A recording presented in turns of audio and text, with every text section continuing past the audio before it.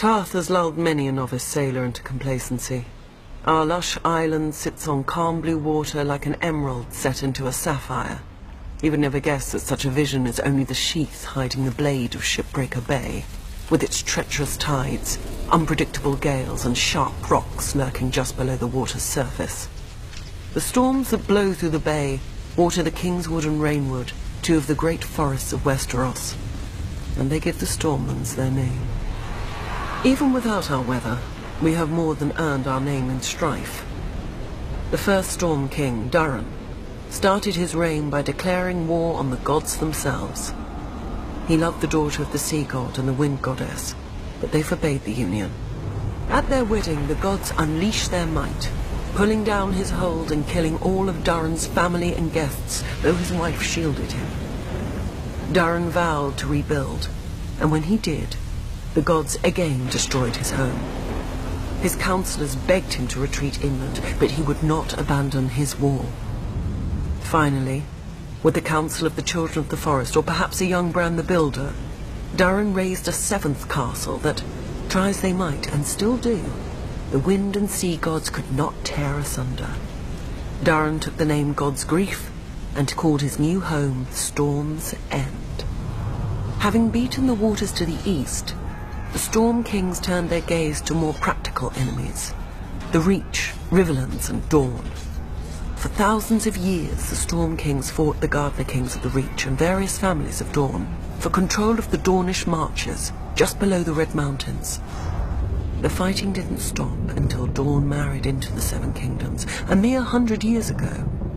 But still the houses of the Stormlands, such as the Dondarians, guard the Boneway, the mountain pass into the marches, against any Dornish incursion. The Storm Kings had greater luck to their north, at first. They took the trident from the River Kings and built an empire that stretched as far as the neck. But then the Ironborn swarmed out of their islands and pushed the Storm Kings out of the Riverlands. No doubt the Ironborn intended to expand their empire into the Stormlands. Before they had a chance, Aegon Targaryen landed with his dragons. While Aegon burned the kings of the Iron Islands, the Rock and the Reach, his fiercest commander and rumoured bastard brother, Orys Baratheon, set out to subdue the Stormlands.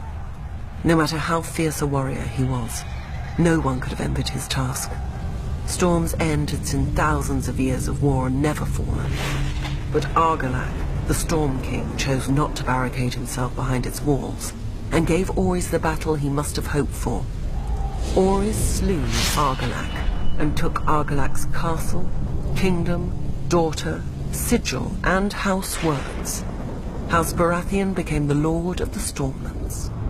Targaryen rule quieted the Stormlands for the most part, until Robert rebelled against the Mad King. His first challenge came not from the crown, but from his own bannermen, who tried to join forces against him. Robert struck first, defeating 3 armies in a single day at Summerhall. The victory cemented Robert's control of the Stormlands, and he was able to march on the Reach and Riverlands with no enemy to his rear. Yet not all of Robert's bannermen sided with him. Sir Barristan the Bold came from the Stormlands, but as the pre-eminent member of Aerys Kingsguard and greatest knight in the realm, Sir Barristan remained loyal. After Robert's decisive victory on the Trident, Robert sent his own maester to care for his countryman Sir Barristan, who had suffered grievous wounds whilst fighting so hard to kill him. Later, when the Kingslayer betrayed Aerys, Robert pardoned Sir Barristan, and even took him onto his own Kingsguard.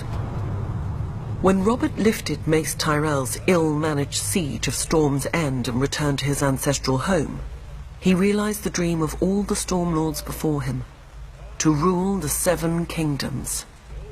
Then Robert died, and his brother Stannis killed their other brother, the noble King Renly, with black magic. Now the Stormlands again live up to their name, with so many houses burnt on the Blackwater and others currying favour with the Lannisters to seize the survivors' lands. Renly could have saved us. If only I could have saved him. But I will teach Stannis a lesson he should have learnt growing up in the Stormlands.